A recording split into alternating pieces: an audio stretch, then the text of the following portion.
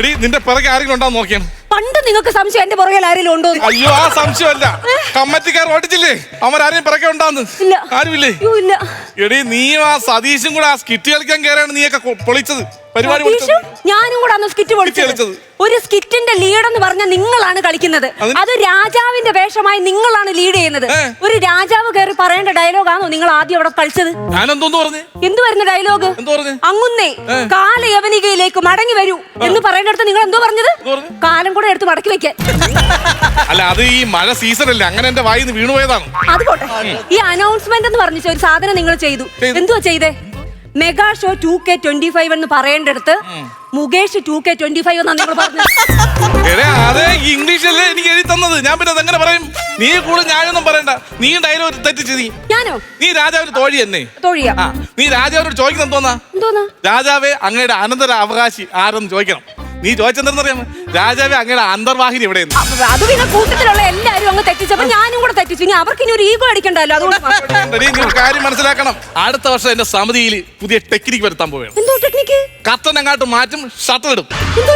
എനിക്ക് പരിപാടി കഴിഞ്ഞോണ്ട് ഷട്ടർ ഇട്ട് കഴിഞ്ഞു കഴിഞ്ഞാൽ ഇവന്മാർ എങ്ങനെ അടിക്കും? നമ്മളാ എങ്ങനെ അടിക്കും? അവിടെ വന്നത് മുട്ടത്തേ ഉള്ളൂ ഇവന്മാര്. 4 നിക്കർ വാങ്ങിക്കാൻ അങ്ങനെ കാശില്ല, അങ്ങനെ ഷട്ടർ വാങ്ങിക്കാൻ പോകുന്നു. കമ്മിറ്റിക്കാരാൻ തോന്നിയിട്ട് കമ്മിറ്റിക്കാർ നീ പേടിക്കേണ്ട കാര്യം തരും. 10-15 കൊല്ലമായി നമ്മളിവിടെ പരിപാടി കൊണ്ടും കൊടുത്തു തന്നെ നമ്മൾ നിൽക്കുന്നത്. നീ പേടിക്കേണ്ട ആവശ്യമൊന്നുമില്ല. നീ അവിടെ ധൈര്യമായിട്ടില്ലേ? ചേട്ടാ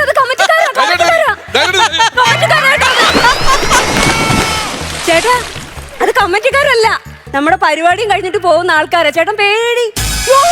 എന്റെ ചേട്ടാ പോയി കാണുന്നില്ല. ചേട്ടാ അയ്യോ എന്റെ ചേട്ടൻ കിടത്തി വീടേ. ആരെങ്കിലും ഒന്ന് ഓടി വരണേ, എന്റെ ചേട്ടൻ കിടത്തി വീടേ. അയ്യോ എന്റെ ദൈവമേ, ഞാൻ ഇനി എന്തോ ചെയ്യൂ ഈശ്വരാ. അയ്യോ ഇവിടെ ആരും ഇല്ലയോ? അയ്യോ ആരെങ്കിലും ഉണ്ടോ ഇവിടെ? അതെ ഒന്ന് ഓടി വരുവോ? ഞങ്ങളുടെ പരിപാടിയുടെ സ്പോൺസർ. എന്റെ ഉണ്ണി കിണറ്റിൽ പോയി.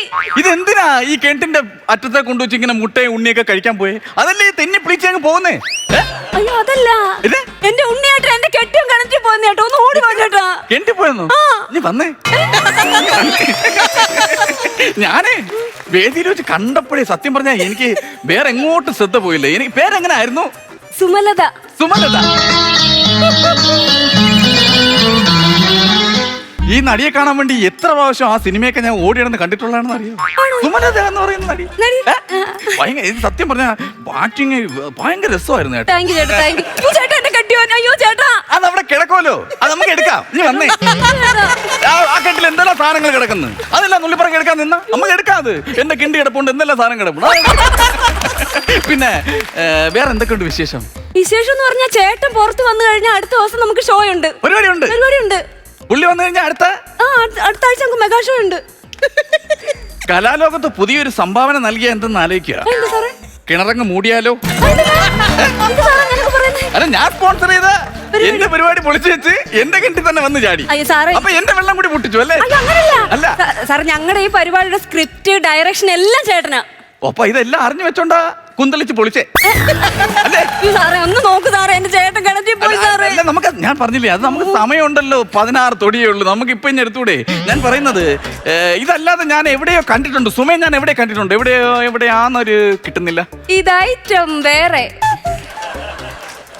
ശോഭ ചേച്ചിക്ക് ഉത്സവം കാണാൻ പോയോന്നൊരു സംശയം.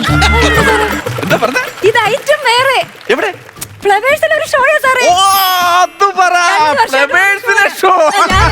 അതാ ഞാൻ എവിടെയോ കണ്ടിട്ടുണ്ട്, ആളെ കണ്ടിട്ടുണ്ട്. പക്ഷേ അതില് ഈ നമ്മുടെ ജഡ്ജസ് ആയിട്ട് നമ്മുടെ ഈ സംക്രാന്തി എവിടെയാണ്? നല്ല അടിപൊളി സ്ഥലമാണ്, കോട്ടയത്തുള്ള സൂപ്പർ സ്ഥലം അത്. അയ്യോ അതല്ല, നസീർ സംക്രാന്തി. ജഡ്ജോ?